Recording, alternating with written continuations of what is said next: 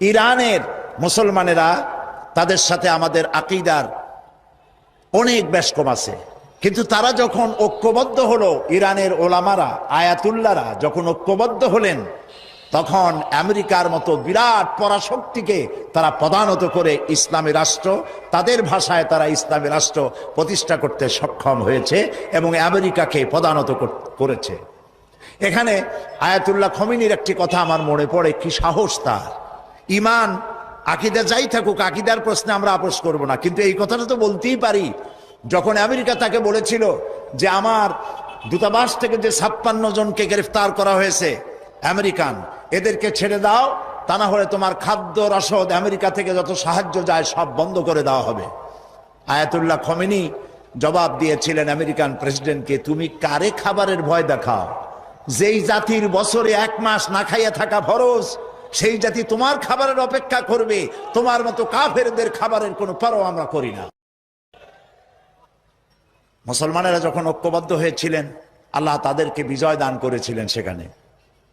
ঠিক এমনি করে পাকিস্তানে যখন সর্বশ্রেণীর ওলামায়ে কেরাম মুত্তাহিদায়ে আমল, মজলিস মুত্তাহিদায়ে আমল এ নাম করে যখন একটি সংগঠন কায়েম করলো, সমস্ত ফিরকার মাকতুবায়ে খেয়ালে সমস্ত আলেমরা যখন ঐক্যবদ্ধ হলো, পৃথিবীকে অবাক করে দিয়ে ইসলামী শক্তি সেখানে বিজয় লাভ করলো। ঠিক অনুরূপভাবে বাংলাদেশ বিগত সরকার এইখানে অত্যাচার করেছে আলেমদের উপরে, এবং সবচাইতে বেশি দুশ্মনী করেছে তারা আলেমদের সাথে। আলেমরা ছিল তাদের জীবনের দুশ্মন। যে কবি তার কবিতার মধ্যে লিখেছে, ফজরের নামাজ যখন, ফজরের আজান যখন শুনি, মনে হয় যেন বেশ্যা তার খরিদ্দার ডাকতেছে। নওজুবিল্লাহ। ইতিহাস সাক্ষী, সেই ব্রিটিশ খেদাও আন্দোলন থেকে শুরু করে 2001 সালের 1 অক্টোবরের নির্বাচন পর্যন্ত ওলামারা যেখানে ঐক্যবদ্ধ হয়েছে সেখানেই বিজয় এসেছে। আমরা লক্ষ্য করে দেখেছি, আফগানিস্তান যুদ্ধ করলো রাশিয়ার সাথে। এটি একটি অসম যুদ্ধ ছিল। আমার ভাষা আমি তখন বলতাম যে যুদ্ধ হচ্ছে নবজাতক শিশুর সঙ্গে সিন্দাবাদের বিরাট দৈত্যের সাথে।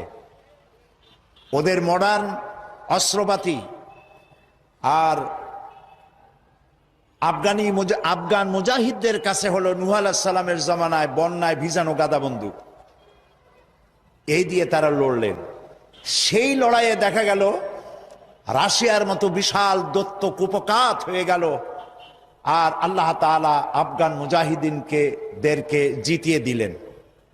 কেন দিয়েছিলেন? কারণ যুদ্ধ যখন লাগলো তখন সবাই পালানো শুরু করলো। ওই দেশটা জঙ্গল আর পাহাড় দিয়ে ভরা, সব পাহাড়ে জঙ্গলে সব পালাতে শুরু করলো। পালায় গিয়ে দেখলো ওলামারা সব এক জায়গায় এসে গেছে। ওই সব ওলামা যারা একজন আর একজনকে দেখতে পারে না, দেখলেই রুমাল দিয়ে মুখ ঢাকে, সালাম দিলে জবাব দেয় না। ফতোয়া দিয়েছিল সে কাফের 5 কারণে, উনি কাফের 3 কারণে, আর উনি কাফের 17 কারণে। এদেরকে যারা কাফের না মনে করে তারাও কাফের। আর ওই সব কাফের মরে গেলে তাদের কবরের উপর যে ঘাস হয়, সেই ঘাস যে গরুতে খায় সে গরুও কাফের। এই রকমের ফতোয়াবাজি যারা করছিল, তারা পাহাড়ে জঙ্গলে সব একজনের সঙ্গে আর একজনের দেখা হয়ে গেল, সালাম করলো, কোলাকুলি করলো। ব্যাপারটা ছিল এরকম, একজন বলছিল যে আমার ছেলেরা গেল মামু বাড়ি, মেয়েরা গেল নানা বাড়ি, বউ গেল তার বাপের বাড়ি, আমি গেলাম আমার শ্বশুর বাড়ি, যাই দেখি আমরা সব এক জায়গায়। এখন জঙ্গলের ভিতরে গিয়ে আলেম ওলামা, সুন্নি বেদাতি, এইটা সেইটা সব এক জায়গায় হয়ে গেছে, কোলাকুলি শুরু হয়েছে। বলল যদি এই কোলাকুলি আগে করতাম তাহলে তো রাশিয়ার ভূত আমাদের ঘাড়ে চড়তে পারতো না। সুতরাং 9 বছর যুদ্ধ চললো। এই 9 বছরের অসম যুদ্ধে ওলামাদের ঐক্যের কারণেই আল্লাহ পাক আফগানের মুসলমানদেরকে ইসলামী রাষ্ট্র প্রতিষ্ঠার সুযোগ করে দিয়েছিলেন। আবার যে পতন ঘটলো, তাও মুজাহিদ আলেমদের মধ্যে যখন তাফরিকার সৃষ্টি হলো, ইখতিলাফ তৈরি হলো, একে অপরকে সন্দেহ করলো, দেখতে পারলো না, ভালো লাগলো না, সালাম কালাম করলো না, আবার কপাল পুড়লো, আবার বুশ এসে এদের হুশ নষ্ট করে দিল। আফগান আবার চলে গেল আরেকজনের দখলে। ঠিক এমনি করে পরকালকে যারা অস্বীকার করো, কিয়ামতে উঠতে হবে, এটাকে কিভাবে অস্বীকার করো? চিন্তা করে দেখো, তুমি নিষ্প্রাণ মাটি ছিলে, সেই মাটি দিয়েই আমি তোমাকে তৈরি করেছি।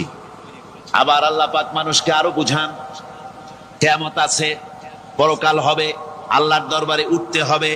আলাম ইয়াকুন উতফাতাম মিন মানিজ্জিন ইউমনা, তুমি কি মাতৃগর্ভে নিক্ষিপ্ত এক ফোঁটা পানি ছিলে না? সুম্মা কানা আলাকাতান ফাখালাকা ফাসাওয়া, এরপরে তোমাকে মাংসপিণ্ডে, জমাট রক্তে মাংসপিণ্ডে পরিণত করা হলো, এরপরে তোমাকে সুন্দর করে তোমাকে সুগঠিত করা হলো। ফাজআলা মিনহু যাওজাইনি যাকারা ওয়াল উনসা, এরপরে মাতৃগর্ভের ভিতরে আমি এটাকে পুরুষ বানালাম, কন্যা সন্তান অথবা পুত্র সন্তানে পরিণত করলাম। এইটা যে পেরেছে, যিনি পেরেছেন, আলাইসা যালিকা বিকাদিরিন আলা আইয়ুহিয়াল মাউতা, সে আল্লাহর পক্ষে কি সম্ভব নয় যে তোমার মৃত্যুর পরে তিনি আবার জিন্দা করতে পারবেন? কি বলবেন, কি বলেন, সম্ভব না? তিনি পারবেন না? নিশ্চয়ই তিনি আবার কিয়ামতের মাঠে আমাদেরকে হাজির করতে পারবেন, এতে কোনো সন্দেহ নাই। আল্লাহ পাক সেই জন্য এখানে বলতেছেন যে ওরা বাল কাযযাবু বিসসাম, ওরা আসলেই পরকালকে অস্বীকার করেছে। আপনি যে নবী, এতে কোনো সন্দেহ নাই। আপনি খানা খান, আপনি বাজারে যান, এটাই মূল আপত্তির বিষয় না। মূল কথা হলো তারা পরকালকে অস্বীকার করেছে। আল্লাহ পাক বলেন وَأَنَّ السَّاعَةَ آتِيَةٌ لَا رَيْبَ فِيهَا, অবশ্যই সে সময় আসবে, সে কিয়ামত আসবেই, এতে কোনো সন্দেহ নাই। وَأَنَّ اللَّهَ يَبْعَثُ مَن فِي الْقُبُورِ, আর আল্লাহ পাক তিনি কবরের মধ্যে অন্তর্হিত যা কিছু আছে সবাইকে কিয়ামতের দিন আল্লাহ পাক ময়দানে উঠাবেন। কিয়ামতে আল্লাহর দরবারে সকলকে হাজির হতে হবে।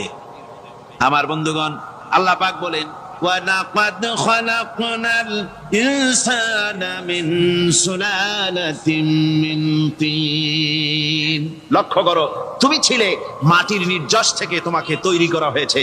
শুধু মাটির নির্যাস থেকে তোমাকে, কোনো মডেল ছাড়া, কোনো ধরনের আদর্শ ছাড়া, কোনো ধরনের নমুনা ছাড়া তোমাকে সৃষ্টি করা হলো। সুম্মা জাআলনাহু নুতফাতান ফি কারারিম মাকিন, এরপরে মাতৃগর্ভের একটা অত্যন্ত সুরক্ষিত জায়গায় তোমাকে সংরক্ষণ করা হয়েছিল। সুম্মা খালাকনান নুতফাতা আলাকাতান ফাখালাকনাল আলাকাতা মুদগা, রক্তপিণ্ডকে, নাপাক পানিকে জমাট রক্ত করেছি, জমাট রক্তকে আমি আবার গোশত পিণ্ডে পরিণত করেছি।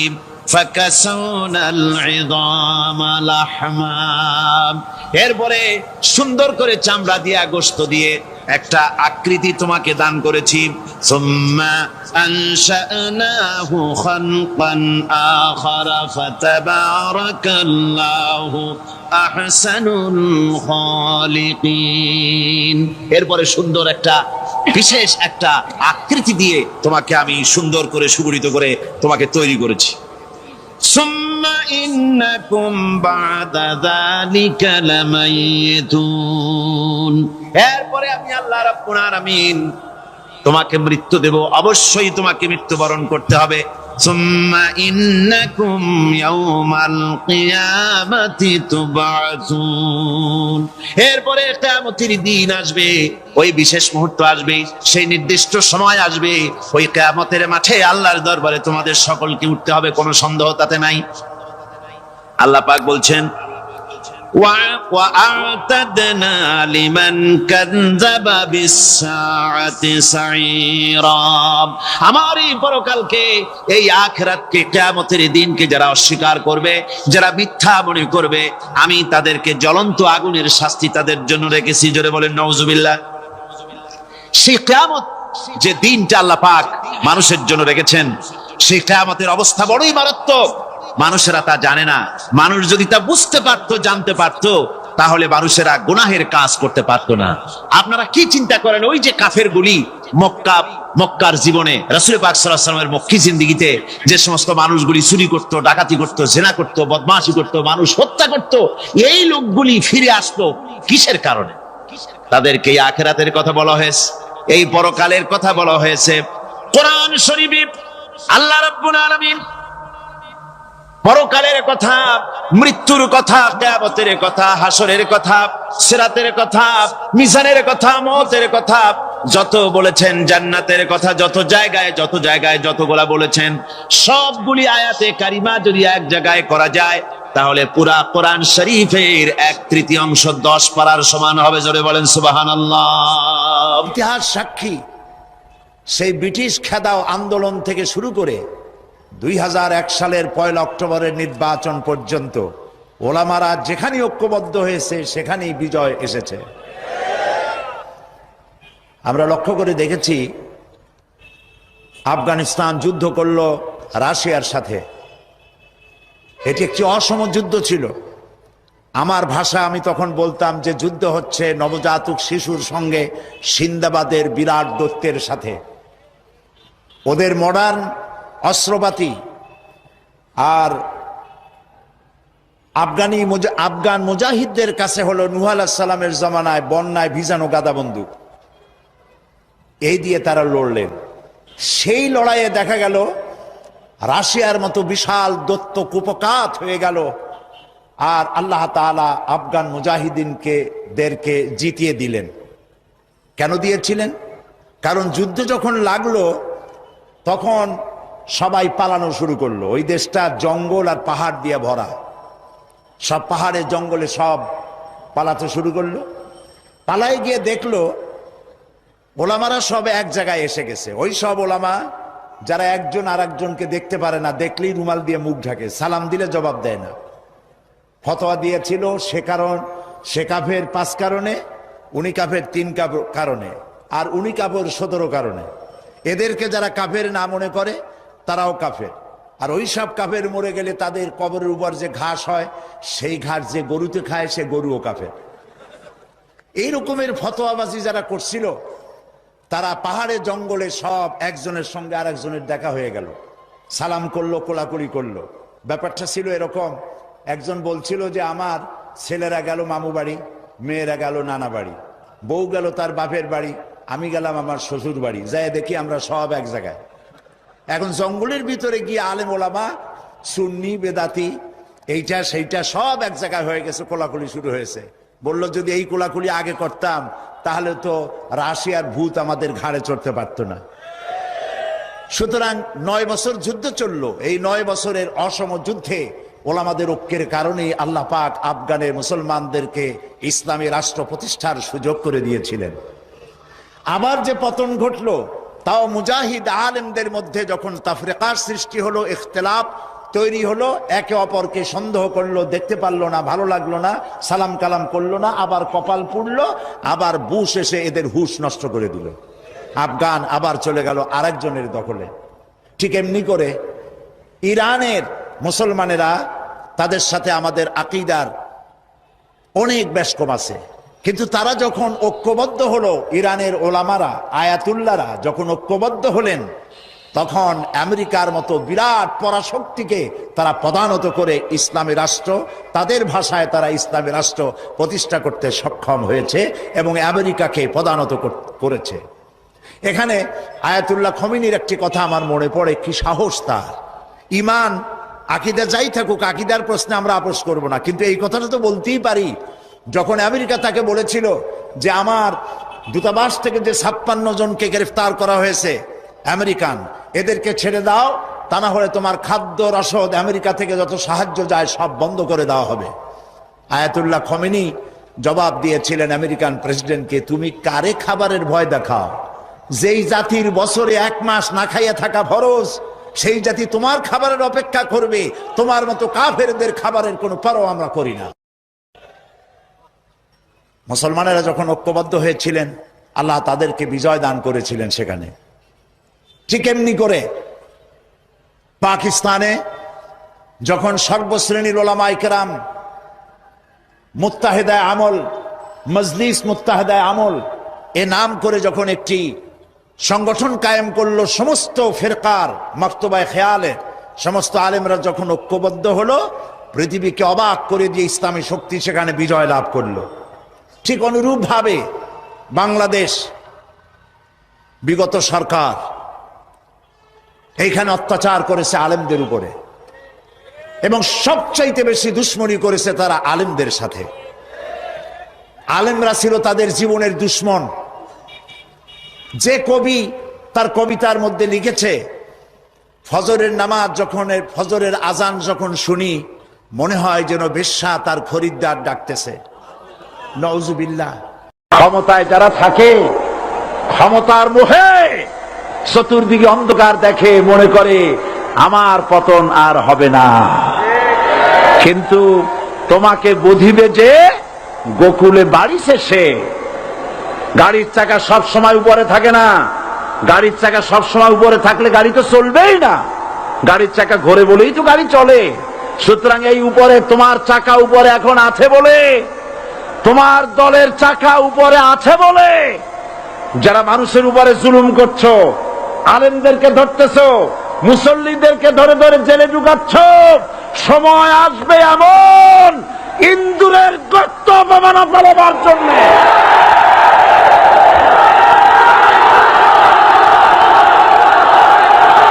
আল্লাহর প্রতি অবিচল বিশ্বাস এবং আস্থার কথা বলেছিলেন শহীদ প্রেসিডেন্ট জিয়াউর রহমান।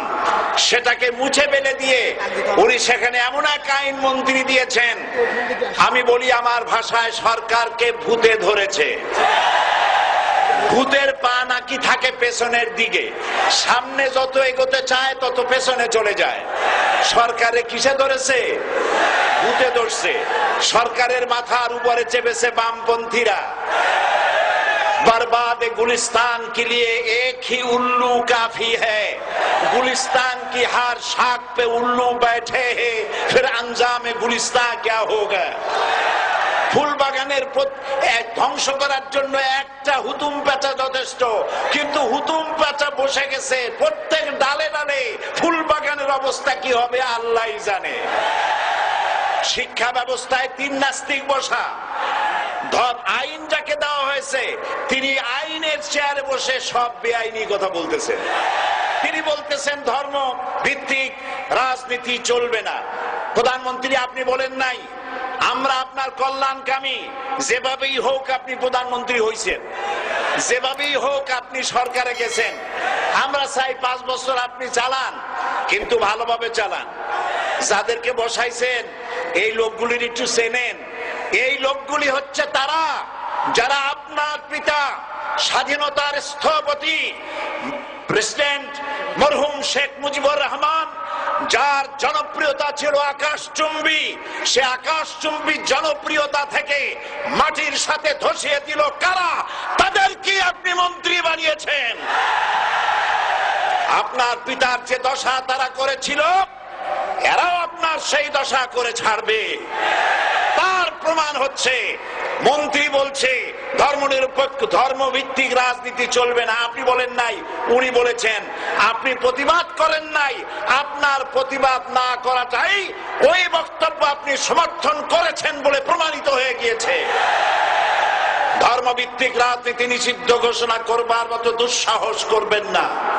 ধর্মভিত্তিক রাজনীতি শুধু বাংলাদেশে নয়, ভারতে আছে, শ্রীলঙ্কা আছে, মালদ্বীপে আছে, অস্ট্রেলিয়া আছে, আমেরিকা আছে, নিউ গিনি আছে, অস্ট্রেলিয়া আছে, আমেরিকা আছে, ইউরোপে আছে। পৃথিবীতে গণতান্ত্রিক অন্তত 50টি দেশে ধর্মভিত্তিক রাজনীতি আছে। তারা ইলেকশন করছে এবং ক্ষমতায় গিয়ে তারা পার্লামেন্টে অংশগ্রহণ করছে। বাংলাদেশে ধর্মনিরপেক্ষ রাজনীতি আপনি বন্ধ করতে পারবেন না, অসম্ভব। আইন মন্ত্রী আইন পাশ করে নিষিদ্ধ ঘোষণা করার জিনিস পান নাই। আপনি আইন পাশ করে নিষিদ্ধ করুন, সোনার ছেলেরা টেন্ডারবাজি করতে পারবে না, নিষিদ্ধ। মাস্তানি করতে পারবে না, মেয়েগুলারে SMS করতে পারবে না ফ্রি টক টাইমে, শয়তানি বদমাশি করতে পারবে না, ওজনে কম দিতে পারবে না, খাদ্যে ভেজাল দিতে পারবে না। এইসব নিষিদ্ধ করতে পারবেন না। নিষিদ্ধ করার জিনিস পায় না, ধর্ম নিষিদ্ধ করো। তার মানে ধর্ম নিষিদ্ধ নিষিদ্ধ করতে পারলেই বড় বড় বোতল খাওয়া যায়, ধর্ম নিষিদ্ধ করতে পারলেই চুরি করা যায়, ডাকাতি করা যায়, বদমাশি করা যায়। আমার সম্মানিত সেক্রেটারি জেনারেল বলেছেন ক্লাস 9 এর ছাত্রকে অস্ত্রের মামলা দিয়ে রিমান্ডে নেওয়া যায়। এই কাজ আপনারা বন্ধ করে দিন। আমি ছোট্ট একটি কথা বলে বক্তব্য শেষ করব। আপনারা সমস্ত 144 জারি করতেছেন, সব 144 জারি করেন কোরআনের তাফসীরের উপরে। যারা কোরআনের তাফসীরের উপরে 144 চালু করেন, আল্লাহর কাছে জবাব দিতে হবে কিয়ামতের ময়দানে। শেষ কথা বলি, বসেন বসেন, শেষ কথা বলে যাই। প্রধানমন্ত্রী, মাননীয় প্রধানমন্ত্রী, আপনাকে আবার বলি, আমরা আপনার শত্রু নই, আমরা আপনার শত্রু নই, আপনার শত্রু আপনার পাশেই। সিংহ, সিংহ, একটা সিংহ আর একটা নেকড়ে আর একটা পাতিশিয়াল, এই তিনটাই মিলে সারাদিন পরিশ্রম করে তিনটা শিকার করেছে। একটি খরগোশ, একটি হরিণ আর একটা বড় গরু। সিংহ বলছে আমি পরিশ্রম করে আমরা তিনজনে শিকার করছি, কিন্তু আমার নিয়ম হলো বিচার ব্যবস্থা না করিয়া, ভাগ না করিয়া খাওয়া আমি পছন্দ করি না। তো আমি প্রথমে দায়িত্ব দিলাম নেকড়ে, গায়ে নেকড়ে ভাগ কর। নেকড়ে বলল মহারাজ এটা ভাগ করার আর কি আছে, ওই খরগোশটা বেটা পাতিশিয়াল খাক, হরিণটা আমি খাই, যেহেতু আপনার দেহ বড়, আপনি মহারাজ, আপনি গরুটা খান। সিংহের মেজাজ খারাপ, বেয়াদব, এই ধরনের অসম বন্টন নীতি কে তোকে শিখালো? এক থাপ্পড় মারছে, নেকড়ের কল্লা উড়ে গিয়ে 50 হাত দূরে পড়ে গেছে। এবার সিংহ বলছে এই শিয়াল ভাগ কর বেটা। শিয়াল কয় মহারাজ এই সাধারণ জিনিসে কি ভাগ করার কোন বিষয়? কয় না, ভাগ না করলে তো আমি খাইতে পারি না। তো ভাগটা যদি আমারে করতেই বলেন, আমি বলবো খরগোশ দিয়ে আপনি ব্রেকফাস্ট করবেন, লাঞ্চ করবেন হরিণ দিয়ে, ডিনার করবেন গাভী দিয়া। মহারাজ খুব খুশি, হ্যাঁ রে শিয়াল রে, এত সুন্দর ইনসাফ ভিত্তিক বন্টন নীতি কে তোরে শিখালো রে? একটু আগে যে কল্লা দিয়া গেল ওই আবার শিখায় গেছে। কাজী ধর্মভিত্তিক রাজনীতি নিষিদ্ধ করতে গিয়ে ফেরাউন আর নমরুদ যে শিক্ষা পেয়েছে তার থেকে শিক্ষা গ্রহণ করুন। আগুন নিয়ে খেলবেন না, বরদাস্ত করবে না বাংলাদেশের 16 কোটি মানুষ। মুসলমান তো দূরের কথা, হিন্দু, খ্রিস্টান, বৌদ্ধ সব ধর্মপ্রাণ ধর্মভিত্তিক রাজনীতি নিষিদ্ধ করার মতো আগুন নিয়ে খেলা বন্ধ করুন, বন্ধ করুন। জনগণ মানবে না, মানবে না, মানবে না। আল্লাহ হাফেজ। বাংলাদেশ জিন্দাবাদ, বাংলাদেশ জামাত ইসলামী জিন্দাবাদ, বীর চট্টলা জিন্দাবাদ।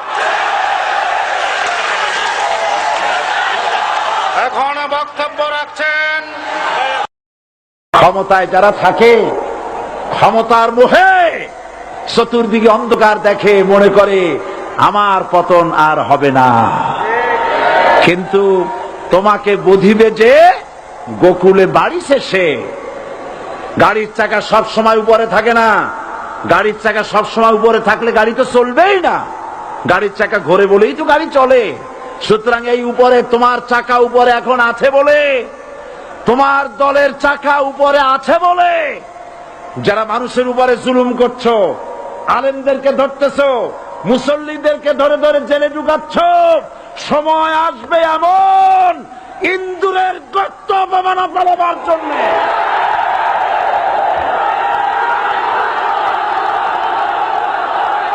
আমরা আজকে এখানে যখন আলোচনা করছি, এই মাসটা হচ্ছে মাহে শাবান। কি মাস বলুন তো? মাহে শাবান। শাবানের শেষ পর্যায়ে আমরা চলে এসেছি। আমরা এখন মুখোমুখি হয়েছি মাহে রমজানুল মুবারক। আলহামদুলিল্লাহ, রমজানুল মুবারক আমাদের সামনে। 12টি মাসের মধ্যে শ্রেষ্ঠ মাস রমজানুল মুবারক। এই পবিত্র মাসকে সামনে রেখে আমরা এখানে আলোচনায় বসেছি। এই মাসটির আল্লাহ পাক এত বরকত দিয়েছেন। এই মাসটি সম্পর্কে রাসূল করিম সাল্লাল্লাহু আলাইহি ওয়াসাল্লাম আখিরি শাবানে খুতবা পেশ করেছিলেন এবং সেই খুতবায় তিনি বলেছিলেন, হে উপস্থিত জনগণ, হে মানব মণ্ডলী, আল্লাহ পাক আমাদের জন্য একটি পবিত্র মাস আমাদেরকে দিচ্ছেন, দান করেছেন, যে মাসটির নাম হচ্ছে রমাদান। রমাদান হচ্ছে রামদুন, রা মিম দত, রাম ধাতু থেকে উৎপত্তি, এর অর্থ হচ্ছে জ্বালানো, পুড়িয়ে দেওয়া, ভস্ম করে দেওয়া। রমাদান, রমজান মুবারকে যারা নাকি সিয়াম সাধনা করে, আত্মত্যাগ করে, অর্থাৎ তিতিক্ষা, ত্যাগ এবং তিতিক্ষা করে, রমজান মুবারকে আল্লাহ পাক যেভাবে রোজা চান ওইভাবে যারা রোজা রাখে, তাদের সমস্ত গুনাহ সমূহকে আগুন যেমন আবর্জনাকে জ্বালিয়ে দেয়, রোজা যদি সঠিকভাবে কারো হয় তাহলে তার গুনাহগুলিকে এইভাবে জ্বালিয়ে ভস্ম করে দেয়। সুবহানাল্লাহি ওয়া বিহামদিহি। এই রমাদান আমাদের সামনে। আমি আমার আলোচনার শুরুতে আমি আপনাদের খেদমতে আরজ করতে চাই যে মাসটির মধ্যে আমরা প্রবেশ করতে যাচ্ছি, দুটি জিনিস আমাদের সামনে এখন। একটি হচ্ছে আমরা মাহে রমজানকে ইস্তেকবাল করতে যাচ্ছি, মাহে রমজান আমাদের সামনে। দোয়া করে নেই যে আল্লাহ পাক এই পবিত্র রমজানের সম্মান করার মতো তৌফিক আমাদেরকে দান করো, আর যেভাবে রোজা রাখলে পরে তুমি খুশি হও সেইভাবে আমাদেরকে রোজা রাখার তৌফিক দান করো, বলি আমিন। এটি হচ্ছে সর্বশ্রেষ্ঠ মাস আল্লাহ পাক মুসলমানদের জন্য দান করেছেন। আবারও বলি আলহামদুলিল্লাহ। কোরআন শরীফের মধ্যে আল্লাহ সমস্ত ইবাদতের কথা বলেছেন, কিন্তু ডিটেইলস আলোচনা করেন নাই। হজ করতে হবে, কিন্তু ওকুফে আরাফা করতে হবে, রমিয়ে হিজার করতে হবে, রমিয়ে জেবার করতে হবে, তারপরে 7 বার তাওয়াফ করতে হবে, সাফা মারওয়া সাই করতে হবে, এগুলি কিন্তু কোরআন শরীফে আসে নাই, ডিটেইলস আসে নাই। নামাজ পড়তে হবে, কিন্তু জোহরে কয় রাকাত, আসরে কয় রাকাত, মাগরিবে কয় রাকাত, এই রাকাতগুলি কিভাবে বিন্যস্ত করতে হবে কোরআন শরীফে তা আসে নাই, বর্ণনা করা হয়নি। যাকাত দিতে হবে, কিন্তু কত টাকা হলে কত টাকা দিতে হবে, কত মন ধান হলে কতটুকু দিতে হবে, কত ছাগল হলে, কত গরু হলে, কত পরিমাণ সোনা হলে, কত পরিমাণ দ্রব্য মজুদ থাকলে যাকাত দিতে হবে, এর বিস্তারিত বিবরণ কোরআন শরীফে আসে নাই। চিন্তা হতে পারে যে তাহলে এগুলো আমরা পাইলাম কই? আমরা পেয়েছি কোরআনের ব্যাখ্যা হচ্ছে রাসূল করিম সাল্লাল্লাহু আলাইহি ওয়াসাল্লাম, হুজুর এটাকে আমাদেরকে বলে দিয়েছেন। তিনি সারে ছিলেন, শরীয়ত প্রণেতা ছিলেন। তো সমস্ত ইবাদতকে আল্লাহ পাক সংক্ষেপে সংক্ষেপে তিনি আউটলাইন অথবা গাইডলাইন তিনি দিয়েছেন আল্লাহ পাক। রমজান মুবারক হচ্ছে একমাত্র ইবাদত যে রমজান সম্পর্কে আল্লাহ পাক ডিটেইলস পূর্ণ একটি রুকু আল্লাহ পাক আলোচনা করেছেন। সুবহানাল্লাহ। রোজা শুরু করবেন কোনখান থেকে, শেষ করবেন কোথায় গিয়ে, সফরে প্লেনে যখন চলবেন তখন আপনার রোজার অবস্থা কি হবে, যদি দেশে যান তখন কি হবে, অসুস্থ হলে কি হবে, কিভাবে রোজা রাখবেন, কিভাবে রোজা ভাঙবেন, তারপরে কখন শুরু হবে, কখন কি হবে ইত্যাদি বিস্তারিত বিবরণ। রোজার মতো করে এত অন্য কোন ইবাদতের ব্যাপারে আল্লাহ এতটা বলেন নাই যতটা বলেছেন রোজার ব্যাপারে। তাহলে নিশ্চয়ই বুঝতে পারছেন রোজাটা অত্যন্ত গুরুত্বপূর্ণ ইবাদত। সবটাই গুরুত্বপূর্ণ, কিন্তু রোজাটা আল্লাহর কাছে বেশি গুরুত্বপূর্ণ। সুবহানাল্লাহ। আচ্ছা, বেশি গুরুত্বপূর্ণ কেন সে কথা কি বলবো? অবশ্যই বলবো। বেশি গুরুত্ব এই কারণে, আল্লাহ পাক বলেছেন, এটা হচ্ছে হাদিসে কুদসি, আল্লাহ পাক বলেছেন আস-সাওমু লি ওয়া আনা আজজি বিহি। অন্য রিওয়ায়াতে এসেছে ওয়া আনা উজজা বিহি। আস-সাওমু লি, রোজা হলো আমার জন্য। কে বলতেছেন বলুন তো? আল্লাহ পাক বলছেন রোজা হচ্ছে আমার জন্য, রোজার পুরস্কার আমি দেব। অন্য বর্ণনায় এসেছে রোজা আমার জন্য আর রোজাদারের পুরস্কার আমি আল্লাহ নিজেই পুরস্কার। সুবহানাল্লাহ, সুবহানাল্লাহ। তাহলে প্রশ্ন আসে, আল্লাহ পাক বলছেন রোজা আমার জন্য, আস-সাওমু লি, আল্লাহ তো একথা কোথাও বলেন না আজ-যাকাতুলি, আস-সালাতুলি, আল-হাজ্জুলি। রোজা আমার কি বলে, যাকাত আমার জন্য, হজ আমার জন্য, নামাজ আমার জন্য, একথা কিন্তু আল্লাহ বলেন নাই। অবশ্যই আমরা যাকাত হোক, নামাজ হোক, হজ হোক কার জন্য করি? আল্লাহর জন্য করি। রমজানের ব্যাপারে আল্লাহ খাস করেছেন যে আস-সাওমু লি, রোজা আমার জন্য। এই কথাটার অর্থ কি, তাৎপর্য কি, ব্যাখ্যা কি, সিগনিফিকেন্স কি? এর সিগনিফিকেন্স হচ্ছে এই যে প্রত্যেকটা ইবাদতের দুটি ধরন আছে। কয়টা ধরন বলুন তো? দুটি ধরন। একটি ধরন হচ্ছে বাহ্যিক আর একটা হচ্ছে আভ্যন্তরীণ। প্রত্যেকটা ইবাদতের দুটি দিক আছে, একটা মানুষকে দেখানো আর একটা ভেতরের। যেমন নামাজ, একটি লোক নামাজ পড়ে না, নামাজ পড়ে না, কিন্তু এমন একটা সমাবেশের মধ্যে পড়ে গেছে সবাই নামাজ পড়ে। এখন আমি যদি নামাজ না পড়ি তাহলে লোকে বলবে কি? তখন উজু আছে কি না আছে দাঁড়ায় গেল আল্লাহু আকবার। তাহলে দেখা গেল নামাজ আল্লাহর জন্য পড়ে, আবার মানুষের জন্য দেখাবার জন্য করে। যাকাত এটা দেয় মানুষে, তার নিয়তটাকে আল্লাহ পাক ভালো জানেন। কিন্তু কিছু লোক তেমন আছে যাকাতের নামে লুঙ্গি, আমাদের দেশে আছে, এখানে কি করে আমি জানি না, লুঙ্গি শাড়ি কিনে তারপরে বাড়িতে সব জমা করে এরপরে গরিবদের দাওয়াত দেয় এবং সকলকে দেখায় দেখায় এভাবে লুঙ্গি দিল শাড়ি দিল, লোকেরা দেখলো যে জাকাত দিল, খুব জাকাত দিয়েছে। কোরবানির ব্যাপারে এভাবে বিরাট একটা গরু কিনলো, কিনে মানুষকে দেখাইলো। চট্টগ্রামে আছে সবচেয়ে বড় দামের গরু একটা কিনে গরুর গলায় মালা একটা পরাইয়া তারপরে শহর ঘুরায়। এখন অবশ্য এটা কমে গেছে আগের থেকে অনেক। মানুষ দেখুক যে অমুকে এই গরুটা কোরবানি করেছে। এটা কি কোরবানির জন্য হলো না মানুষকে দেখাবার জন্য হলো? হজ, টাকা আছে, লোকেরা বলবো কি যে এত টাকার মালিক তাও হজে যায় না, সুতরাং যাই একটু হজ করে আসি। তাহলে হজ করা গেল, আবার মানুষকে দেখাবার জন্য করলো।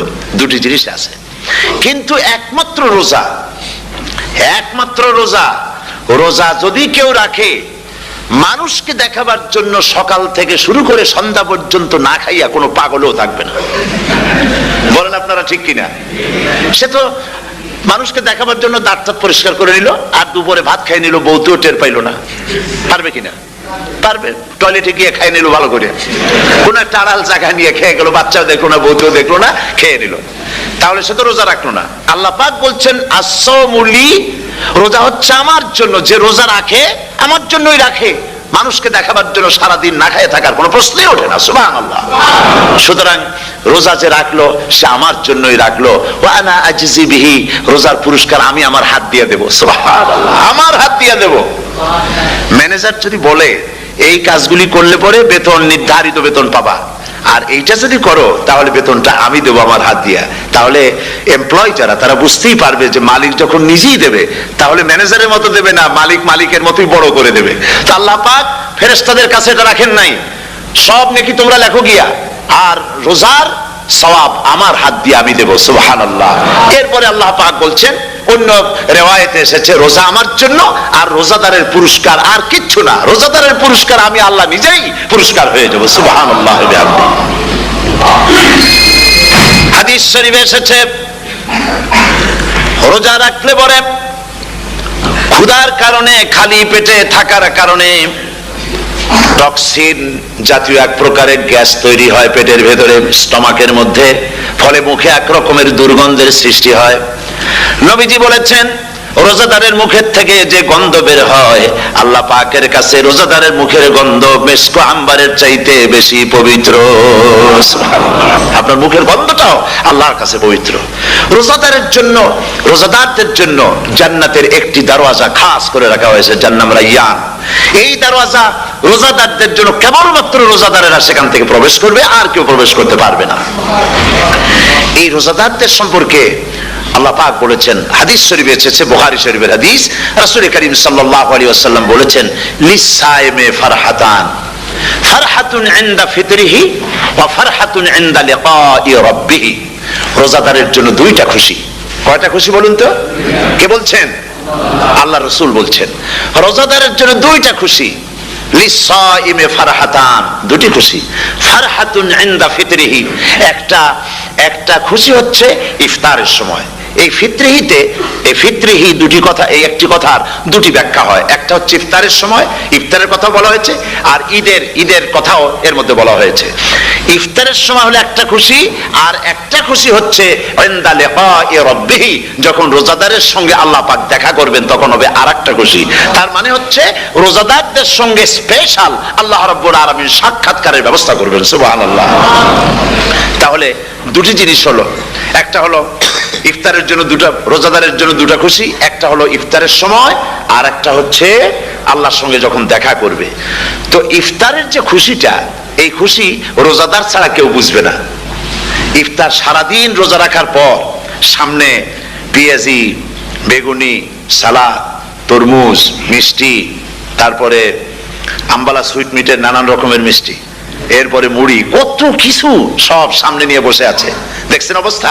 সমস্ত কিছু সামনে বসা, ঘড়ির দিকে তাকানো। আপনি যদি 5 মিনিট আগে খান, ফেরেশতা এসে মুখের উপর থাপ্পড় মারবে, বেটা খাইলি কেন? বলবে কেউ? বলবে না। কোন ফেরেশতা লাঠি নিয়ে দাঁড়ায় আছে? দাঁড়ায় না। কিন্তু আপনি খাচ্ছেন না কেন? সুবহানাল্লাহ, সুবহানাল্লাহ বলবেন না? অন্তত ১৫০০ বছর আগে আল্লাহ রাব্বুল আলামিন নির্দেশ করে রেখেছেন, সূর্য সাদা হওয়া থেকে, পূর্ব দিগন্ত সাদা হওয়া থেকে শুরু করে পশ্চিম দিগন্তে যখন কালো হয়ে কালো রেখা দেখা দেবে, যখন মাগরিব হয়ে যাবে, সূর্যাস্ত যাবে, ততক্ষণ পানাহার আর স্ত্রী সম্ভোগ থেকে বিরত থাকো। ১৫০০ বছর আগের আল্লাহ রাব্বুল আলামিনের এই নোটিশ কিভাবে কার্যকরী হচ্ছে উম্মতের মধ্যে, মুসলমানদের ভেতরে। খাবার সামনে আছে, পিপাসা লেগেছে, এখন তো পিপাসা লাগে না, খুব ঠান্ডার সময়, এখন রোজা রাখতে খুব মজা হবে, তাই না? খুব মজার রোজা। কিন্তু এই রোজা যখন জুন মাস আর জুলাই মাসে আসবে, তখন টের পায় মানুষ রোজা কাকে বলে।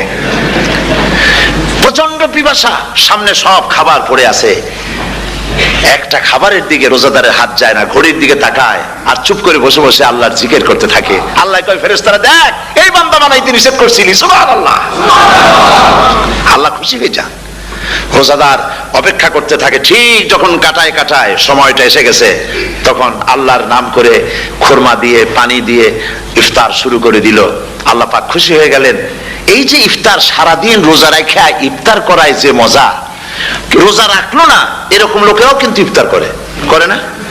পুরান ঢাকায় আছে, ঢাকার তো কয়েকটা এলাকা আছে, পুরান ঢাকার লোকেরা নাকি বলে যে, যারা রোজা রাখে না তারা বলে যে, রোজা না রাখা একরকম পাপ করছি, আর ইফতার না করে কবিরা গুনাহ করবো নাকি, ইফতার তো করাই লাগবে। তো খুব মজা করে ইফতার করে তারা। তো সারাদিন রোজা রেখে পেঁয়াজি, ছোলা, বুট, মুড়ি খাওয়ায় যে মজা, সারাদিন ভাত খাইয়া তারপরে ইফতারের শরীক হওয়া, ছাগলে ঘাস খেলে যেমন লাগে ওই রকম তার মুখে লাগে, এই মজা পাবে না। রোজাদারের যে মজা লাগে সেই মজা সে পাবে না। সারা মাস রোজা থাকার পর, আল্লাহর হুকুম মেনে সারা রাত রোজা রাখার পর, তারপরে ঈদের দিনে জামা কাপড় পরিষ্কার করে, শেরওয়ানি গায়ে লাগাইয়া, পাঞ্জাবি পরে, আতর মেখে, এরপরে ঈদের জামাতে যখন দাঁড়ায় যায়, সে যে মজা পায়, সারা মাস রোজা রেখে ঈদের জামাতে গিয়ে সে যে মজা পায়, যে রোজা রাখলো না, ঈদের দিনে খুব জামা, পাজামা, সেন্ট এগুলো মেখে টেকে প্রথম কাতারে গিয়ে দাঁড়ায় গেছে, ও সেই মজা পাবে না। ওর মনের মধ্যে একটা চোর চোর ভাব থেকেই যায়। সে মনে মনে ভাবে, এই জামাত আমার না, জোর করে আসছি, এইখানে দাঁড়াবার যোগ্যতা আমার নাই। মনের মধ্যে সে একটা অপরাধী ফিল করে, সে ফিল করতে থাকে। সুতরাং রোজাদারের জন্য দুইটা খুশি, একটা হচ্ছে ইফতারের সময়, আর একটা খুশি হবে যখন আল্লাহ তাদেরকে দেখা দেবেন। সুবহানাল্লাহ। এই রোজা আল্লাহ পাক দান করেছেন। আচ্ছা, কি জন্য রোজা আমাদের দিলেন? এই জন্য দিয়েছেন যে একটা মাস পৃথিবীর মুসলমানরা না খেয়ে থাকুক দিনের বেলায়, ওই না খেয়ে থাকার যে খাবারগুলি বাঁচবে, এগুলি আল্লাহ অন্য কোন এলাকার মানুষদের খাওয়াবেন নাকি? এই জন্য করেছেন রোজা, এই জন্য করেন নাই। রোজার ফজিলত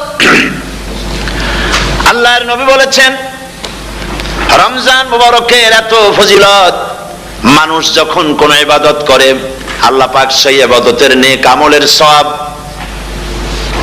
10 থেকে শুরু করে 700 পর্যন্ত বাড়ায় দেন। 10 থেকে শুরু করে 700 করে 700 বাড়ায় দেন, ইল্লা সাওম, রোজা ছাড়া। নবীজি বলেছেন, রমজান মুবারকে কেউ যদি একটি নফল কাজ আদায় করে, একটি নফল ইবাদত করে, অন্য মাসের একটি ফরজ আদায় করার সওয়াব আল্লাহ পাক নামায়ে আমলে দিয়ে দিবেন।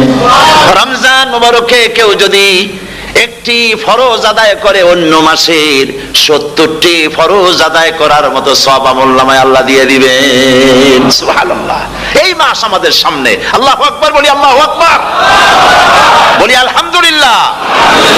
এই পবিত্র মাস আমাদের সামনে, এই মাসে এত সওয়াব, নফল হয় ফরজের মতো, আর ফরজ হয় 70টা ফরজের মতো। এত সওয়াব কেন হইল? আমরা না খেয়ে থাকি সেই জন্য নাকি? বলতে পারেন কেন হলো? একটি কারণ, শাহরু রমাদান আল্লাযী উনজিলা ফীহিল কুরআন। সুবহানাল্লাহ বলবেন না? এই রমজান মাস হচ্ছে সেই মাস যে মাসে আল্লাহ রাব্বুল আলামিন কোরআনে কারীমকে নাজিল করেছেন। এই মাসের মধ্যে একটি রাত আছে, খায়রুম মিন আলফি শাহর, যে রাতটি 1000 মাসের চাইতে বেশি গুরুত্বপূর্ণ আল্লাহর কাছে। সুবহানাল্লাহ। একটি রাত 1000 মাসের চাইতে গুরুত্বপূর্ণ। 1000 মাস ক্যালকুলেটর দিয়ে হিসাব করলে দেখা যায় যে 1000 মাসে 83 বছর 4 মাস হয়। তাহলে তার অর্থ কি এই যে একটানা 83 বছর 4 মাস ইবাদত করলে যে সওয়াব হবে, এই রাত্রে ইবাদত করলে সেই সওয়াব হবে? হতে পারে, এরকম হতে পারে, কিন্তু ব্যাখ্যাটা কি? ব্যাখ্যাটা হচ্ছে এই, আরবিতে আলফুন শব্দ দিয়ে 1000 বোঝানো হয় না। আরবিতে যখন আলফুন বলা হয় তাহলে বোঝা যায় সংখ্যাধিক্য, বিপুল সংখ্যা, হাজার হাজার হাজার হাজার, থাউজেন্ডস এন্ড থাউজেন্ডস। এইটাকে বোঝানোর জন্য আরবিতে ব্যবহার করা হয় আলফুন, হাজার হাজার। তাহলে আল্লাহ কি বোঝাতে চাচ্ছেন? আল্লাহ রাব্বুল আলামিন তিনি আয়াত দ্বারা বোঝাতে চান, এর ব্যাখ্যা হচ্ছে এই পৃথিবীর মানবতার কল্যাণের জন্য, এই পৃথিবীর মানুষের ভালাইয়ের জন্য, মঙ্গলের জন্য হাজার হাজার মাস ধরে এই পৃথিবীর মানুষের যে কল্যাণ হয় নাই, এই রমজান মোবারকে একটা রাত আছে যেই রাতে আল্লাহ রাব্বুল আলামিন মানবতার সেই কল্যাণ করেছেন। সেই কল্যাণ কি দিয়ে করেছেন? শাহরুর রমাদান আল্লাযী উনজিলা ফীহিল কোরআন, কোরআন নাযিল করে পৃথিবীর মানুষকে সেই কল্যাণ আল্লাহ দিয়েছেন। সুবহানাল্লাহ। বন্ধুগণ, কোরআন, কোরআন কি নিয়ামত আমাদের কাছে! সেই নিয়ামতকে আমরা চিনলাম না, আমরা বুঝতে পারলাম না কত বড় নিয়ামত আল্লাহ আমাদের দান করেছেন। এই কোরআন যেন আপনি শুনতে পারেন, পড়তে পারেন, বুঝতে পারেন, সেই জন্য আল্লাহ রাব্বুল আলামিন শরিয়াত কি সুন্দর ব্যবস্থা। পকেটে টাকা আছে, মলি সাহেবের সাথে দেখা হল, সালাম আলাইকুম মলি সাহেব, ভালো আছেন? কথা ছিল। মলি সাহেব বলে কি হয়েছে বলো? বলছে 200 টাকা আমি টাকা ভরতে গিয়ে ভুলে গেছি ভাই, 200 টাকা দেন তো, বাড়িতে গিয়ে দিচ্ছি, মসজিদে দিয়ে দেবো। মলি সাহেব মানুষ, দিয়ে দিবে, গ্রামের মানুষ, দিয়ে দিলে 200 টাকা। এ তো আর চাইতে পারছে না। জোহর গেল, আসর গেল, মাগরিব গেল, এশা গেল, আবার ফজর এলো, আবার জোহর। ইনি তখন জোহরের সময় বলছে, ভাই ওই মনে নেই নাকি 200 টাকা দিলাম, হ্যাঁ আসরের পরে দিয়ে দেব। সে মাল আর আসরে এলোই না। কথা বলতে পারি, আসর এলো না, মাগরিব এলো না। হুজুর কাজের লোক, উনি আবার ভুলে গেলেন। এখন 3 দিন 4 দিন 1 সপ্তাহ পরে ইনি দেখলেন কত আর চাইবো, ও যখন মন যাবে দিবে, চাওয়া ছেড়ে দিল। ও মনে করছে আমি বেঁচে গেলাম। লেখেলেন কাগজ থাকে, তাই এই অন্যায়গুলো যারা করেন কিয়ামতের দিনে এক একটা টাকার বদলা ইনাকে ফেরত দিতে হবে। আপনি অত সহজ ভাবেন না। আমি এক জায়গায় দোকান দিচ্ছি, তো 5 টাকা খুচরো নাই, তো আমাকে বলছে যে আপনি মনে করে দিয়ে দেবেন। আমি মনে রাখার লোক নয়, মাদ্রাসা জলসা, আমি তোমার 5 টাকা মনে রাখবো। তুমি 50 টাকাটা রেখে নাও, তুমি আমাকে মনে করে 45 টাকা ঘুরে দেবা। তুমি যদি ঘুরে দিতে নাও পারো, আমি ক্ষমা করে রেখে দিলাম, কিন্তু তোমার থাকবে না আমার কাছে। আপনি 1 টাকা যদি থাকে, আপনার কাছে 10 টাকার নোট, তাকে দিতে হবে 51 টাকা। আপনার কাছে আছে 60 টাকা, 50 টাকা, 10 টাকা, আপনি 9 টাকা তার কাছে জমা রাখুন।